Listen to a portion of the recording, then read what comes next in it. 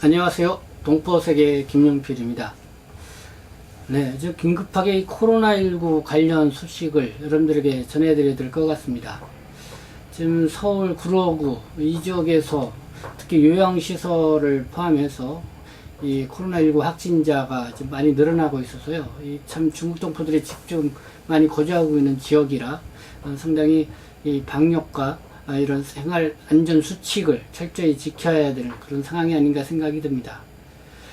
그리고 최근 이 중국 동포 커뮤니티를 통해서 이 구로구에 거주하고 있는 중국 동포가 코로나19 확진자가 발생했다는 소식이 지금 오늘 또 이렇게 전해지고 있어서요.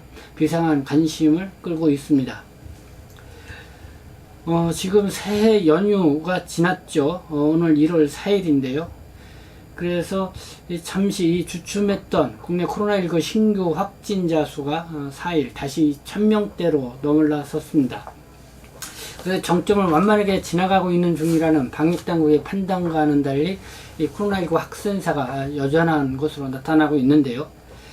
이 지역에서만은 985명, 해외 입국자 중에서는 35명으로 총 지역 발생자가 한 344명이 늘어나서 1020명이 되었습니다.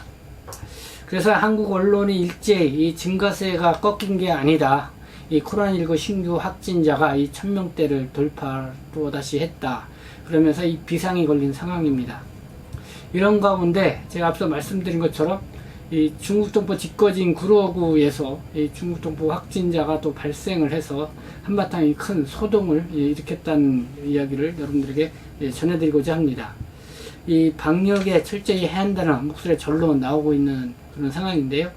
최대한 모임을 삼가고 외부인을 만나면 안 된다. 거의 고향 사람이라도 만나지 말아야 된다 하면서 서로 안부를 전하면서 지금 코로나19와 또 확진자의 어떤 이런 신병과 관련돼서 많은 이야기들이 오가는 그런 하루이기도 했습니다. 이 코로나19가 발생했을 때 초기, 그러니까 지난해 3, 4월 달만 해도 정말 한국 언론이나 이런 데서는 중국 동포들이 집중 거주하고 있는 지역에서 코로나19가 다발로 발생하지 않을까 상당히 우려하는 그런 눈초리로 바라봤었죠.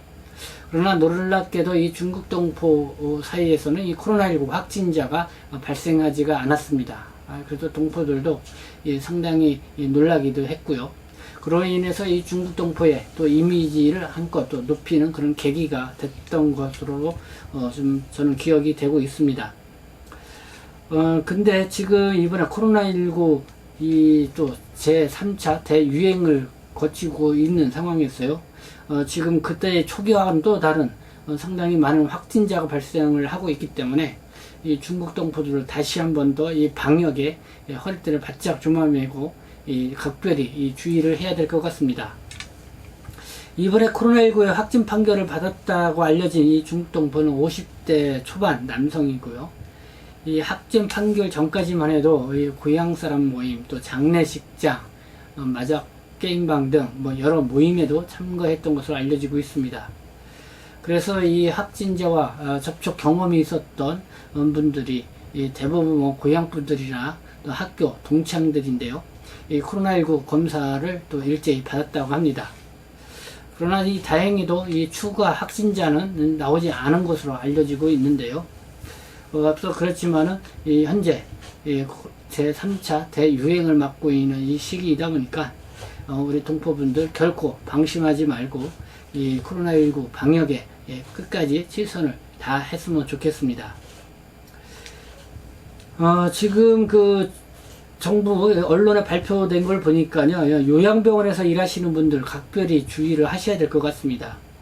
이 서울 구로구 이 미소들 요양병원 누적 확진자 수가 최근에 206명이 되었습니다. 그리고 송파구에 있는 장애인 복지 시설도 71명, 광주에 있는 효정 요양병원에도 65명, 경기 이천에 있는 로젠택배 이천 물류센터에서 97명, 이렇게 또 확진자들이 이렇게 나오고 있었습니다. 그래서 또 우리 여러분들이 이 여러 사람이 모이는 곳에서 이 마스크는 반드시 착용을 하셔야 된다는 거, 그리고 담배도 좀 삼가하시고 그리고 커피 등 음료를 마시는 것도 삼가하는 것이 필요하지 않나 생각이 듭니다. 왜냐하면 담배를 피거나 또 음료를 마시다 보면 자꾸 마스크를 내려야 되잖아요. 그러나 최대한 마스크를 내리지 않고 계속 착용할 수 있는 그런 상태를 유지해 가는 것이 서로에게 서로 이 방역을 수칙을 도와주는 그런 것이 된다는 것이죠. 이와 관련해서 또 여러분들에게 꼭 알아두어야 할 것을 좀 긴급하게 또 다시 한번 전해드리고자 합니다. 이 중앙방역대책본부, 이 중앙사고수습대책본부에서는 이 코로나 바이러스 감염증과 관련돼서 이 질의문답식으로 이렇게 안내해주는 별도의 사이트가 있습니다. 이 홈페이지가 있습니다. 그래서 이 코로나19가 어떠한 특성을 갖고 있는지, 그러면서 여러 가지 이제는 어떻게 발병이 했을 경우에 어떻게 해야 되는지, 발병 증상, 그리고 확진 판결이 됐을 때 어떻게 해야 되는지, 그리고 또 이 확진자하고 이 접촉했을 경우에 어떻게 해야 되는지, 거기서부터 뭐 무료 검사라든가 또 이렇게 치료 이런 걸 어떻게 하는지, 뭐 여러 가지 궁금해한 내용을 묻고 답하는 형식으로 이렇게 정리를 해서 이렇게 올려놨으니까요. 여러분들이 좀 한번 확인을 해보시고요.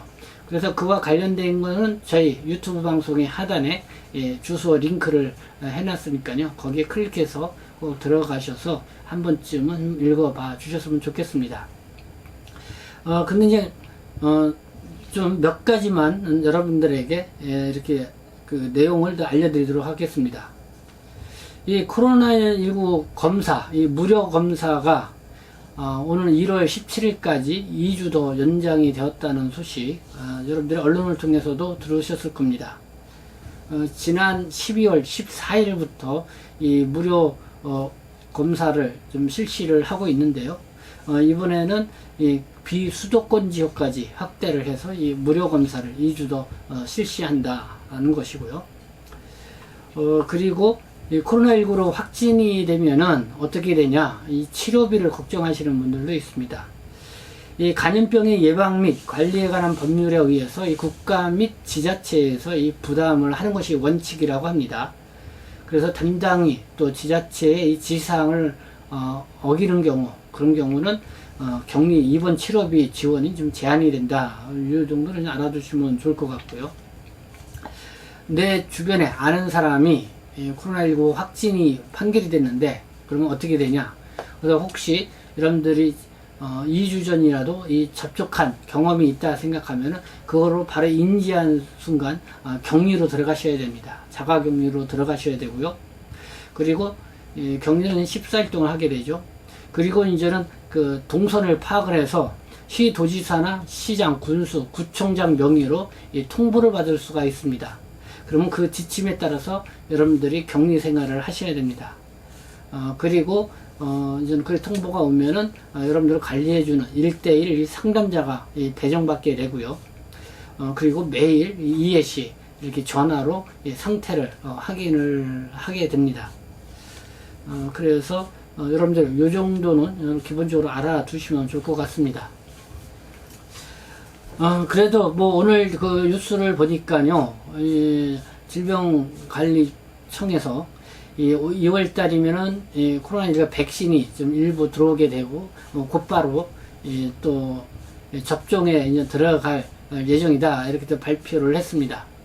그래서 여러분들 우리 1월 달, 2월 달 좀 우리가 인내를 갖고 좀 최대한 우리의 생활을 좀 자제를 하고 주변에 만나고 싶은 사람이라든가 뭐 모임이라든가 최대한 자제를 하고 좀 참고 인내를 하시면은 우리 방역에 철저히 같이 참여를 하면은 이 코로나19를 생각보다 빨리 우리가 종식시킬 수 있고 여기로부터 벗어날 수 있지 않겠나, 이렇게 생각을 해 보게 됩니다.